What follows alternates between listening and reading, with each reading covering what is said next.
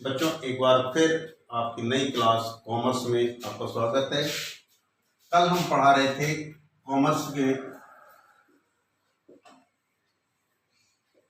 Commerce class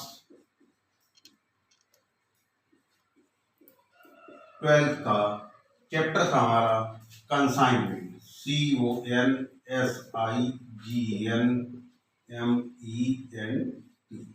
प्रेषण के बारे में पढ़ा रहे थे, जिसमें कल बताया था हमने कि एक दुकान हमारी एक शहर में है और एक दुकान हम जब दूसरी खोलने जा रहे हैं तो जो माल हम अपनी दुकान पर बेचेंगे वही माल इस दुकान पे बेचेंगे। यहाँ पर हम स्वयं बेचेंगे सेल्फ, और यहाँ पर हम बेचेंगे एजेंट के माध्यम से। हम दोनों जगह नहीं बैठ सकते ना, एक या तो यहाँ बैठेंगे या यहाँ बैठ सकते हैं। तो यहाँ तो हम स्वयं बैठेंगे और अपनी दूसरी शहर में जो दुकान है वहां पर एजेंट के माध्यम से हम शॉपिंग कर रहे हैं। अब हमने 10 गांठ माल कल बताया था हमने कि 10 गांठें माल हमने खरीदी टोटल, जिसमें से 6 गांठें अपने शहर में रोक ली और 4 गांठें हमने यहां पर बेच दी दूसरी दुकान पर।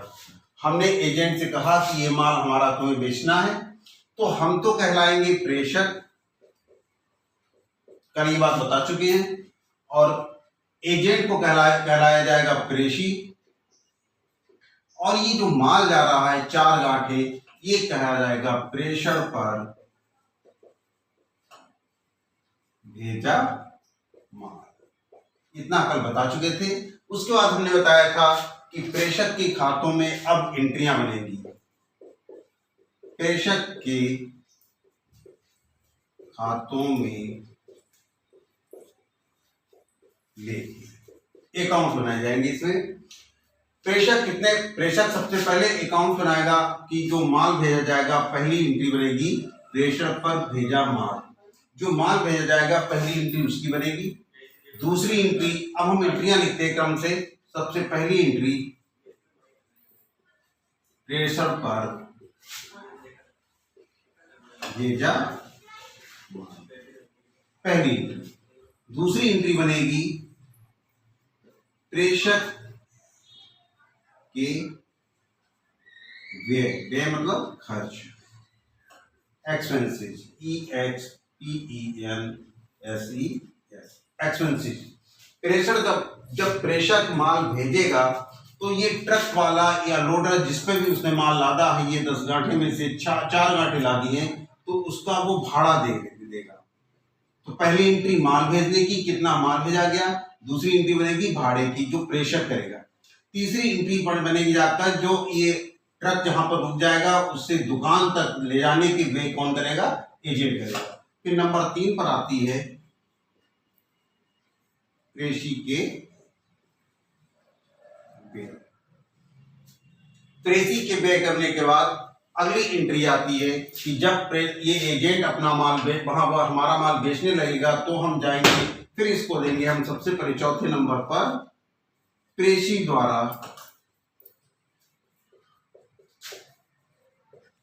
विज्ञापन या उसका कमीशन।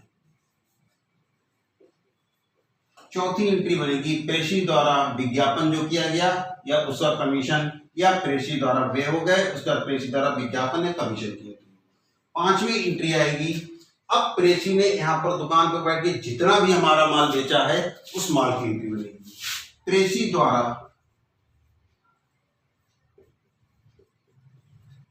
बेचा गया माल। अगली एंट्री बनेगी हमारी 1 2 3 4 5। पहली एंट्री प्रेषण पर भेजा गया माल, उसकी एंट्री। दूसरी प्रेषक द्वारा व्यय जो किए गए उसकी एंट्री। फिर प्रेषी के व्यय, फिर प्रेषी द्वारा विज्ञापन या उसका जो कमीशन दिया गया उसकी एंट्री, और अगली एंट्री आती प्रेषी द्वारा जो माल बेचा गया उसकी एंट्री बनेगी। लास्ट एंट्री बनेगी 6ठी एंट्री, जो स्टॉक बचा है, स्टॉक में बचा।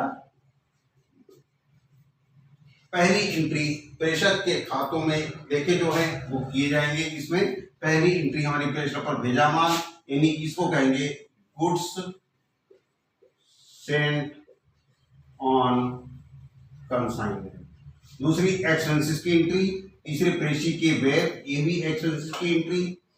उसके बाद आई कमीशन की एंट्री, ISSION कमीशन की एंट्री। फिर प्रेषी द्वारा बेचा गया माल यानी कि सेल, और उसके बाद जो स्टॉक माल बचा उसकी स्टॉक की। केवल 6 एंट्री बनेगी। 6 एंट्री ध्यान रखना। पहली एंट्री प्रेषक पर भेजा माल, फिर से एक बार सुन लो। पहली एंट्री प्रेषक पर भेजा माल, दूसरी एंट्री प्रेषक के व्यय, प्रेषी के व्यय, प्रेषी द्वारा विज्ञापन और कमीशन, और प्रेषी द्वारा बेचा गया माल सेल की एंट्री, और लास्ट एंट्री बनेगी स्टॉक में बचा माल। केवल 6 एंट्री अगर याद कर ली तो ये चैप्टर आपका कंसाइनमेंट पक्का हो जाएगा उसमें। अब एंट्रियां कैसे बनेंगी वो एंट्री बताते हैं।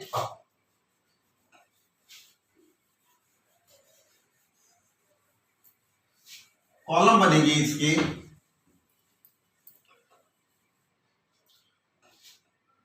डेट, ये रही डेट, फिर पार्टिकुलर PARTICULAR, फिर बनेगी LF नंबर, और एक अमाउंट और एक अमाउंट, ये बनेगी एंट्री। आगे बढ़ाते हैं। सबसे पहली एंट्री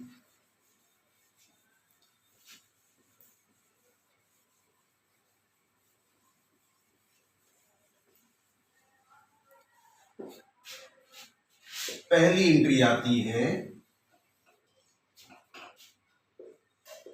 प्रेषक द्वारा माल भेजने पर। इंग्लिश बनेगी इसमें consignment, CONSIGNMENT, consignment account debit, और टू आएगा to goods SENT sent on consignment CONG। ऊपर हमने पूरा लिख दिया कि CONSIGNMENT पूरा वर्ड लिखा है। अब हम हर जगह पे केवल लिखेंगे CONG, तो ये समझ लेना कि कंसाइनमेंट लिखा गया है। ठीक है, तो इसका ब्यौरा होगा for goods sent on CONG यानी कंसाइनमेंट, इसको ब्रैकेट में बंद कर देंगे। ये पहली एंट्री है प्रेषक द्वारा माल भेजने पर। दूसरी एंट्री आती है, और बढ़ा देते हैं इसे नीचे, नंबर 2। ये तो पहली एंट्री बन गई। नंबर 2 बन गई प्रेषक के व्यय। अगर कुछ ना समझ में आए इसमें तो आप कमेंट बॉक्स में लिखकर कमेंट करके हमसे पूछते रहना। इसमें नंबर 2 पर आती प्रेषक के व्यय, तो बनेगी एंट्री कंसाइनमेंट CONG, कंसाइनमेंट हो गया, consignment account debit to CASH, लिखा जाएगा फॉर एक्सपेंसेस, शॉर्ट में लिखा है एक्सपेंसेस पेड। ये दूसरी एंट्री बन गई। पहली एंट्री बन गई है प्रेषक द्वारा माल भेजने पर, बताया था जैसा हमने कि consignment account debit to goods sent SENT sent ON on CONG consignment. ब्यौरा इसका नरेशन लिखा जाएगा for goods sent on consignment. ठीक है, दूसरी एंट्री बनेगी प्रेषक के व्यय होने पर, यानी कि consignment account debit to cash account for expenses paid. तीसरी एंट्री आती है, अगली एंट्री आती है प्रेषी के व्यय। अब प्रेसी पे करेगा, जब माल वहां पहुंच जाएगा, हमारा ट्रक बाहर खड़ा होगा और वहां से दुकान तक के जो माल जाएगा वहां पर, तो कौन यहाँ पे करेगा? प्रेसी। वहां पर एजेंट होगा, वो यहाँ से सड़क से लेकर के दुकान तक के रिक्शे पे ले जाए, ठेले भाड़े पे ले जाए, किसी पे भी ले जाए, वो माल लेकर जाएगा, तो वहां प्रेसी पे करेगा। उसकी एंट्री बनेगी CONG, consignment account debit to, नाम आएगा एजेंट का, फॉर एक्सपेंसेज PAID पेड, और लिखा जाएगा बाई AGENT। पहली है consignment account debit to goods sent on consignment. दूसरी एंट्री है, अब इसका ब्यौरा होगा for goods sent on consignment, spelling FOR for GOODS goods, SENT sent, ON on consignment. दूसरी एंट्री है प्रेषक के लिए, तो consignment account debit to cash account, spelling consign की CONG, AC account, DF debit to CASH cash account, for EXP expensive PAID, ये लिखा हुआ PAID पेड मतलब चुका दी। अगली एंट्री आती प्रेषी के वे, जब एजेंट पे करेगा तो वही consignment account debit to agent, agent का मतलब प्रेषी, AGENT। नरेशन लिखा जाएगा for expenses paid by agent. 3 entry हो गई, फर्स्ट, सेकंड, थर्ड। अभी कितनी एंट्री बनाया है? 3। इसका पैसा लिखा जाएगा यहाँ पर, और टू गुड्स एंड यहाँ पर। Cash account, consignment account debit, यहाँ पर पैसा लिखा जाएगा, टू कैश का पैसा लिखा जाएगा यहाँ पर। फिर प्रेसी की पे होंगे कंसाइनमेंट अकाउंट डेबिट, यहाँ पर पैसा लिखा जाएगा, और टू एजेंट यहाँ पर पैसा लिखा जाएगा। ठीक है, ये 3 एंट्री बन गई। अगली 3 एंट्री बनेगी हमारी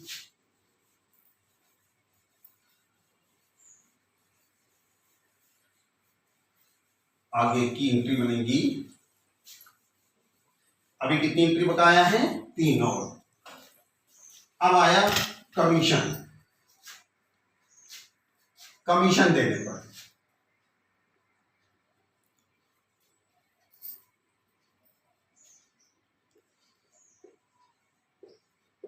कमीशन देने पर कमीशन, और इसको हम कह सकते हैं विज्ञापन। इसकी सेम एंट्री, दोनों की एक ही एंट्री बनेगी।